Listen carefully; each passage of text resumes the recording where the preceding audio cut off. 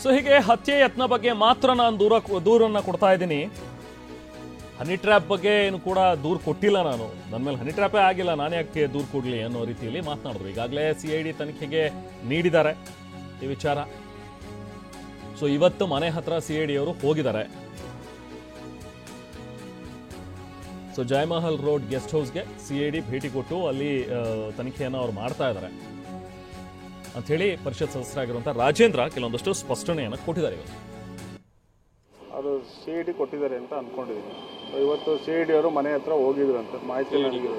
ಇವತ್ತು ಮನೆ ಹತ್ರ ಹೋಗಿ ಅಲ್ಲಿದ್ದಂಥ ಯಾರು ಮನೆ ಸ್ಟಾಫ್ ಇದ್ದಾರೆ ಅವ್ರಿಗೆ ಯಾರ್ಯಾರು ಬಂದಿದ್ರು ಏನು ಅಂತ ತಾಲೇ ಅವರು ಪ್ರಿಲಿಮಿನರಿ ಇವತ್ತು ಆ ತನಿಖೆ ಪ್ರಾರಂಭ ಮಾಡಿದ್ದಾರೆ. ಇವತ್ತು ಏನು ಗೌರ್ಮೆಂಟ್ ಗೆಸ್ಟ್ ಹೌಸ್ ಇದೆ ಜೈಮಾಲ್ ರೋಡಲ್ಲಿ, ಅಲ್ಲಿಗೆ ಇವತ್ತು CID ಅವರು ಹೋಗಿ ಇವತ್ತು ಅಲ್ಲಿರೋವಂಥ ಮನೇಲಿ ಯಾರೆಲ್ಲ ಕೆಲಸದವ್ರು ಇದ್ದಾರೆ ಅವ್ರನ್ನೆಲ್ಲ ಯಾರು ಬರ್ತಾ ಇದ್ದಾರೆ ಏನು ಅಂತ ಇವತ್ತು ತನಿಖೆ ಪ್ರಾರಂಭ ಮಾಡಿದ್ದಾರೆ ಅಂತ ಮಾಹಿತಿ ನನಗಿರೋವಂಥದ್ದು. ಅದು CID ಕೊಟ್ಟಿದ್ದಾರೆ ಅಂತ ಅಂದ್ಕೊಂಡಿದ್ದೀನಿ. ಇವತ್ತು CID ಅವರು ಮನೆ ಹತ್ರ ಹೋಗಿದ್ರು ಅಂತ ಮಾಹಿತಿ ನನಗೆ. ಇವತ್ತು ಮನೆ ಹತ್ರ ಹೋಗಿ ಅಲ್ಲಿದ್ದಂಥ ಯಾರು ಮನೆ ಸ್ಟಾಫ್ ಇದ್ದಾರೆ ಅವ್ರಿಗೆ ಯಾರ್ಯಾರು ಬಂದಿದ್ರು ಏನು ಅಂತ ತಾಲೇ ಅವರು ಪ್ರಿಲಿಮಿನರಿ ಇವತ್ತು ಆ ತನಿಖೆ ಪ್ರಾರಂಭ ಮಾಡಿದ್ದಾರೆ. ಇವತ್ತು ಏನು ಗೌರ್ಮೆಂಟ್ ಗೆಸ್ಟ್ ಹೌಸ್ ಇದೆ ಜೈಮಾಲ್ ರೋಡಲ್ಲಿ, ಅಲ್ಲಿಗೆ ಇವತ್ತು CID ಅವರು ಹೋಗಿ ಇವತ್ತು ಅಲ್ಲಿರೋವಂಥ ಮನೇಲಿ ಯಾರೆಲ್ಲ ಕೆಲಸದವ್ರು ಇದ್ದಾರೆ ಅವ್ರನ್ನೆಲ್ಲ ಯಾರು ಬರ್ತಾ ಇದ್ದಾರೆ ಏನು ಅಂತ ಇವತ್ತು ತನಿಖೆ ಪ್ರಾರಂಭ ಮಾಡಿದ್ದಾರೆ ಅಂತ ಮಾಹಿತಿ ನನಗಿರೋವಂಥದ್ದು. ಸೊ ಇದು ರಾಜೇಂದ್ರ ಅವರು ಹೇಳಿದಂತಹ ಒಂದಷ್ಟು ಮಾತುಗಳು. ಮತ್ತಷ್ಟು ಡೀಟೇಲ್ಸ್ ಪಡೆಯೋಣ. ನಮ್ಮ ಪ್ರತಿನಿಧಿ ಪ್ರಜ್ವಲ್ ನಮ್ಮ ಜೊತೆಗೆ ಈಗ ಜಾಯ್ನ್ ಆಗಿದ್ದಾರೆ. ಪ್ರಜ್ವಲ್, ಈಗಷ್ಟೇ ರಾಜೇಂದ್ರ ಅವರ ಮಾತುಗಳನ್ನ ಕೇಳ್ತಾ ಇದ್ವಿ, ನೀವು ಕೂಡ ಅಲ್ಲೇ ಇದ್ರಿ. ಬಹುಶಃ ಸಾಕಷ್ಟು ಪ್ರಶ್ನೆಗಳು ಕೂಡ ಬಂದವು ರಾಜೇಂದ್ರ ಅವರಿಗೆ, ಅದೆಲ್ಲದಕ್ಕೂ ಕೂಡ ಅವರು ಉತ್ತರ ಕೊಟ್ಟಿದ್ದಾರೆ. ಎರಡು ವಿಚಾರ ಪ್ರಜ್ವಲ್. ಒಂದು, ಅವರ ಹತ್ಯೆಗೆ ಪ್ರಯತ್ನ ನಡೆದಿತ್ತು ಅನ್ನುವಂಥದ್ದನ್ನ ಈಗ ಅವ್ರು ಕಂಪ್ಲೇಂಟ್ ಕೊಟ್ಟಿದ್ದಾರೆ. ಸೊ ಅದರಲ್ಲಿ ಆ ಆಡಿಯೋ ಯಾರ್ದು, ಅದು ಯಾರು ಮಾಡಿದ್ದು, ಅವರಿಗೆ ಎಲ್ಲಿಂದ ಸಿಕ್ತು, ಆ ಆಡಿಯೋ ಏನಾದರೂ ಮಾಧ್ಯಮಗಳಿಗೆ ಅವರು ಕೊಟ್ರ? ಸೊ ಇದ್ರ ಬಗ್ಗೆ ಒಂದು ವಿಚಾರ. ಜೊತೆಗೆ ಈ ಹನಿ ಟ್ರ್ಯಾಪ್ ಬಗ್ಗೆ, ಹನಿ ಟ್ರ್ಯಾಪ್ ನಡೆದೇ ಇಲ್ಲ, ಸೊ ನಾನು ಯಾಕೆ ಇದ್ರ ಬಗ್ಗೆ ಮಾತಾಡ್ಲಿ ಅಥವಾ ಕೊಡ್ಲಿ ಅನ್ನುವಂಥದ್ದನ್ನ ರಾಜೇಂದ್ರ ಅವರು ಹೇಳಿದ್ದಾರೆ. ಸೊ ಎಲ್ಲೋ ನಾವು ಗಮನಿಸ್ತಾ ಹೋದ್ರೆ ಬಹುಶಃ ಈ ಹನಿ ಟ್ರ್ಯಾಪ್ ವಿಚಾರದಿಂದ ಡೈವರ್ಟ್ ಮಾಡುವಂತಹ ಒಂದು ಪ್ರಯತ್ನಗಳು ಈ ಥರದ್ರಲ್ಲಿ ಆಗ್ತಾ ಇದೆ. ಅದಕ್ಕೋಸ್ಕರ ಬಂದು ಈಗ ನವೆಂಬರ್ ಅಲ್ಲಿ ಆಗಿದ್ದು ಜನವರಿಯಲ್ಲಿ ಗೊತ್ತಾಗುತ್ತೆ, ಈಗ ಬಂದು ಅವ್ರು ಕಂಪ್ಲೇಂಟ್ ಕೊಡ್ತಿದ್ದಾರೆ ಅಂತ ಹೇಳಿದ್ರೆ ಡೈವರ್ಟ್ ಮಾಡುವಂಥ ಒಂದು ಪ್ರಯತ್ನಗಳು ನಡೀತಾ ಇದೆಯಾ ಪ್ರಜ್ವಲ್?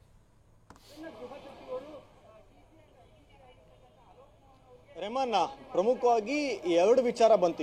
ಇಷ್ಟು ದಿನಗಳ ಕಾಲ ಇದ್ದಿದ್ದಂಥದ್ದು ಕೇವಲ ಹನಿ ಟ್ರ್ಯಾಪ್ ಆಗಿದೆ ಸಚಿವರಿಗೆ, ಅಥವಾ ಹನಿ ಟ್ರ್ಯಾಪ್ ಪ್ರಯತ್ನ ಆಗಿದೆ ಸಚಿವರಿಗೆ ಹಾಗೂ ಸಚಿವರ ಪುತ್ರ ರಾಜೇಂದ್ರ ಅವರಿಗೆ, ಇಬ್ಬರಿಗೂ ಹನಿ ಟ್ರ್ಯಾಪ್ ಪ್ರಯತ್ನ ಆಗಿದೆ ಅನ್ನೋದೇ ಇದುವರೆಗೆ ಇದ್ದಂಥ ವಿಚಾರ. ಆದರೆ ಇವತ್ತು ಇದು ಎರಡು ರೀತಿಯಲ್ಲಿ ಒಂಥರ ಒಡೆದುಕೊಂಡಿದೆ ಅಂತ ಹೇಳ್ಬೋದು. ಅಂದ್ರೆ ಡಿವಿಯೇಷನ್ ಅನ್ನ ತೆಗೆದುಕೊಂಡಿದೆ. ಪ್ರಮುಖವಾಗಿ ಒಂದು, ರಾಜಣ್ಣ ಅವರಿಗೆ ಹನಿ ಟ್ರ್ಯಾಪ್ ಅನ್ನ ಮಾಡಲಿಕ್ಕೆ ಪ್ರಯತ್ನ ಆಗಿದೆ ಅನ್ನೋದು ಒಂದು ಕಡೆ, ಮತ್ತೆ ರಾಜೇಂದ್ರ ಅವರ ಹತ್ಯೆಗೆ ಪ್ರಯತ್ನ ಆಗಿದೆ ಅನ್ನೋದು ಇನ್ನೊಂದು ಕಡೆ. ಈ ರಾಜೇಂದ್ರ ಅವರು ಈಗ DG ಕಚೇರಿಗೆ ಆಗಮಿಸಿದ್ದು ಎಲ್ಲರೂ ಅಂದ್ಕೊಂಡಿದ್ದೇನಂತ ಅಂದ್ರೆ ಹನಿ ಟ್ರಾಪ್ ಪ್ರಯತ್ನದ ಬಗ್ಗೆನೇ ದೂರು ಕೊಡ್ತಾರೆ ಅಂತ. ಆದ್ರೆ ಒಳಗೆ ಹೋಗಿ ಹೊರಗೆ ಬಂದು ರಾಜಣ್ಣ ಅವರ ಪುತ್ರ ಹೇಳಿದ್ದೇನಂತ ಅಂದ್ರೆ ಕೇವಲ ತನ್ನ ಮೇಲೆ ಹತ್ಯೆಗೆ ಪ್ರಯತ್ನ ಆಗಿರೋ ಬಗ್ಗೆ ಲಿಖಿತ ದೂರನ್ನ ಕೊಡ್ಲಿಕ್ಕೆ ಬಂದಿದ್ದು, ಮತ್ತೆ DG ಅವರಿಗೆ ಒಂದು ಕಾಪಿಯನ್ನು ಈಗಾಗಲೇ ಕೊಟ್ಟಿದ್ದೀನಿ.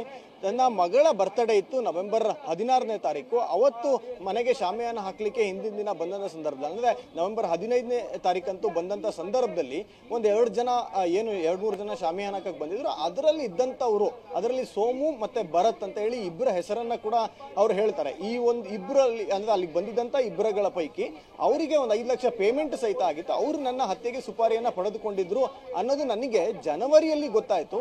ಆಗ ನಾವು ಅದನ್ನ ಸೀರಿಯಸ್ ಆಗಿ ತೆಗೆದುಕೊಳ್ಳಿಲ್ಲ, ಮತ್ತೆ ಸುಮ್ಮನೆ ಆದ್ವಿ. ಆದ್ರೆ ಈಗ ನಡೆಯುತ್ತಿರುವಂತ ಕೆಲವು ಡೆವಲಪ್ಮೆಂಟ್ ಗಳನ್ನ ನೋಡ್ಕೊಂಡಾಗ ಇದ್ರ ಬಗ್ಗೆ ನಾನು CM ಅವರ ಹತ್ರ ಭೇಟಿ ಮಾಡಿ ಚರ್ಚೆ ಮಾಡಿದೆ, ಗೃಹ ಮಂತ್ರಿಗಳ ಹತ್ರ ಹೋಗುವಂತ ಸಂದರ್ಭದಲ್ಲಿ. ಆವಾಗ DG ಗೆ ಒಂದು ಕಂಪ್ಲೇಂಟ್ ಅನ್ನ ಕೊಡು ಅಂತ ಹೇಳಿ CM ಅವರು ಸೂಚಿಸಿದ್ರು. ಹೀಗಾಗಿ ಆ ಪೆನ್ ಡ್ರೈವ್, ಆ ಆಡಿಯೋ ಏನಿದೆ ಅದು ತನ್ನ ಸೋರ್ಸ್ ಮೂಲಕ ಬಂದು ಅಂತ ಹೇಳ್ತಾರೆ ಹೊರತು ಅದನ್ನ ಹೊರಗಡೆ ಬಿಡೋದಿಲ್ಲ ಅಥವಾ ಅದನ್ನ ಪ್ಲೇ ಮಾಡೋದಿಲ್ಲ. ಮತ್ತೆ ಅದನ್ನ ಲಿಖಿತ ದೂರಿನ ಜೊತೆಗೆ ಪೆನ್ ಡ್ರೈವ್ ನಲ್ಲಿ ಕೊಟ್ಟೆ ಅಂತ ಹೇಳಿ ಹೇಳ್ತಾರೆ. ಆದ್ರೆ DG ಅವರು ಹೇಳಿದ್ದೇನೆಂದ್ರೆ ಇದು ಒಂದು ಬೇಸಿಕ್ ಕ್ರೈಮ್, ಅಂದ್ರೆ ಒಂದು ಘಟನೆ ನಡೆದಿರುವಂತ ಕ್ರೈಮ್ ಇದು. ಇದನ್ನ ಎಲ್ಲಿ ನಡೆದಿದೆ ಅಲ್ಲಿಯ ಸ್ಥಳೀಯ ಪೊಲೀಸ್ ಠಾಣೆಗೆ ಕೊಡಬೇಕಾಗತ್ತೆ. ತಾನು ಒಂದು ಕಂಪ್ಲೇಂಟ್ ನ ರಿಸೀವ್ ಮಾಡ್ಕೊಳ್ಳಿಕ್ ಬರೋದಿಲ್ಲ ಅಂತ ಹೇಳಿ ಒಂದಷ್ಟು ಮಾತುಗಳನ್ನ ಹೇಳಿ ತುಮಕೂರು SP ಅವರನ್ನ ಭೇಟಿಯಾಗಿ ಲಿಖಿತ ದೂರನ್ನ ಅಲ್ಲಿಯೂ ಸಲ್ಲಿಸುವಂತೆ ಸೂಚಿಸಿದ್ದಾರೆ. ರಾಜಣ್ಣ ಅವರ ಪುತ್ರ ರಾಜೇಂದ್ರ ಹೇಳೋ ಪ್ರಕಾರ ಅವರು ನಾಳೆ ತುಮಕೂರು SP ಅವರನ್ನ ಭೇಟಿಯಾಗಿ ಅವರಿಗೆ ಒಂದು ರಿಟರ್ನ್ ಕಂಪ್ಲೇಂಟ್ ಅನ್ನು ಕೊಡ್ತಾರೆ. ಅದು ಅಟೆಂಪ್ಟ್ ಟು ಮರ್ಡರ್ ಬಗ್ಗೆ, ಅದು ಕೂಡ ಅಸಾಲ್ಟ್ ಆಗಿಲ್ಲ, ಕೇವಲ ಪ್ರಯತ್ನ ನಡೆದಿದೆ ಅಂತ. ಇನ್ನೊಂದು ಕಡೆ ಹನಿ ಟ್ರಾಪಿಗೆ ಸಂಬಂಧಪಟ್ಟಂತೆ CID ಅವರಿಗೆ ಈಗಾಗಲೇ ಗೃಹ ಮಂತ್ರಿ ಅವರು ಕೊಟ್ಟಿದ್ದಂತ ದೂರಿನ ಅನ್ವಯವಾಗಿ CID ಅವರು ಮನೆಗೆ ಹೋಗಿ ಪರಿಶೀಲನೆಯನ್ನ ಮಾಡ್ತಿದ್ದಾರೆ ಅನ್ನೋದನ್ನು ಕೂಡ ರಾಜೇಂದ್ರ ಅವರು ಹೇಳ್ತಾರೆ. Rahman, thank you Prajwal.